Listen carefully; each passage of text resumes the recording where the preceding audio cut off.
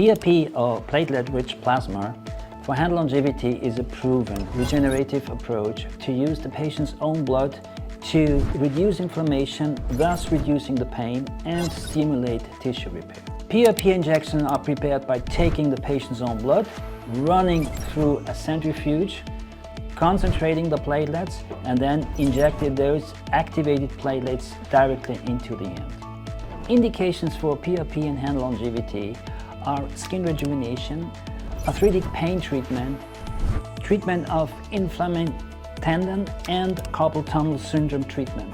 I recommend a series of 2 to 3 initial treatments spaced roughly 4 to 6 weeks apart, followed by a maintenance every 6 to 12 months. You want to learn more about prevention of hand function and hand longevity?